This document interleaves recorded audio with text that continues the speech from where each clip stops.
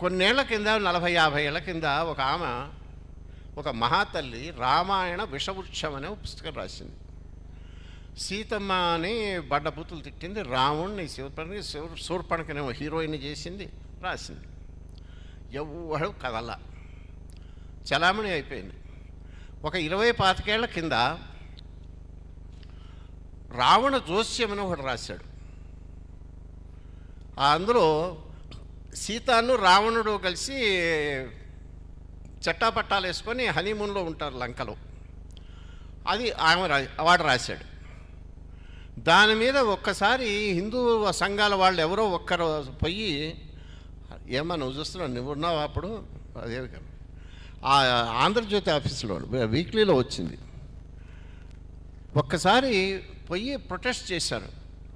Next week అది ఆపేశారు. ఇప్పటికి కూడా మొన్న ఎవరు ఏది రాసినా ఈ మధ్యకాలంలో సినిమాల్లో కానీ పుస్తకాల్లో కానీ హిందూ వ్యతిరేకంగా సంప్రదాయ రాసేవి చాలా మటుకు తగ్గిపోయినాయి.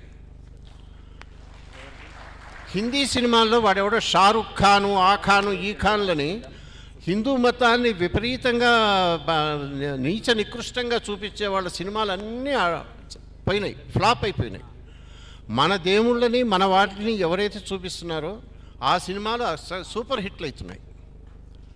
అంటే ఇదంతా ఎందుకు వస్తుందంటే దేశం మొత్తం మీద ఒక రకమైన హిందూ చైతన్యం పెరిగింది, హిందూ మిలిటెన్సీ పెరిగింది, హిందువులు ఊరుకోరు అనేటువంటి ఇది అందరికీ వచ్చేసింది.